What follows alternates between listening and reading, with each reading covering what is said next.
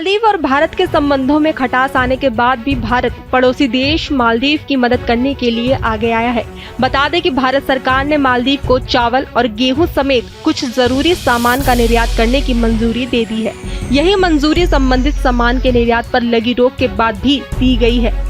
बता दें कि एक रिपोर्ट के अनुसार केंद्र सरकार ने मालदीव को जिन जरूरी सामान के निर्यात की मंजूरी दी है उनमें चावल और गेहूं के अलावा प्याज और चीनी भी शामिल है। बताया जा रहा है कि मालदीव ने इसके लिए भारत से अनुरोध किया था। मालदीव की तरफ से अनुरोध मिलने के बाद भारत सरकार ने उस पर विचार किया और सीमित मात्रा में निर्यात की मंजूरी दे दी है। बता दें कि भारत चावल, चीनी और प्याज के मामले में दुनिया के सबसे बड़े निर्यातकों में शामिल है। कई सारे पड़ोसी देशों के खाने पीने में इन जरूरी चीजों की आपूर्ति के लिए भारत के ऊपर निर्भर रहते हैं। अभी घरेलू बाजार में कीमतों को स्थिर रखने के लिए इनके निर्यात पर पाबंदी लगी हुई है। सरकार विशेष मामलों के आधार पर इन सामान के शिपमेंट को मंजूर कर रही है।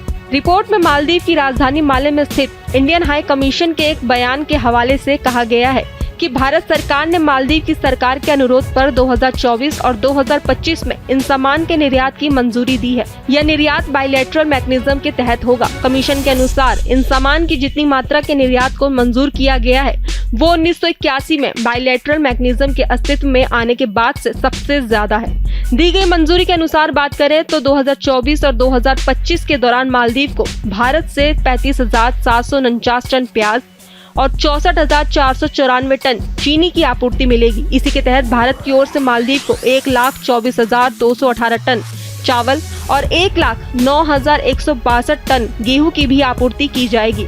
इनके अलावा मालदीव को भारत की तरफ से 10-10 लाख टन रिवर सैंड और स्टोन एग्रीगेट्स की भी आपूर्ति करेगा।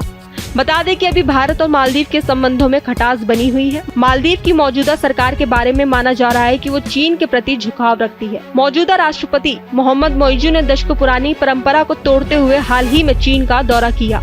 दशकों से ऐसी परंपरा रही है कि मालदीव के नए राष्ट्रपति का पहला विदेशी दौरा भारत का होता है। वहीं मालदीव सरकार के कुछ मंत्रियों के द्वारा प्रधानमंत्री नरेंद्र मोदी पर अशोभनीय टिप्पणी करने से स्थितियां ज्यादा खराब हो गई थी। उसके बाद भारत में सोशल मीडिया पर मालदीव के बॉयकॉट का अभियान चला। टूरिस्ट पर केंद्रित अर्थव्यवस्था वाले मालदीव को भारतीय पर्यटकों के बहिष्कार से गंभीर दिक्कतें हो सकती हैं।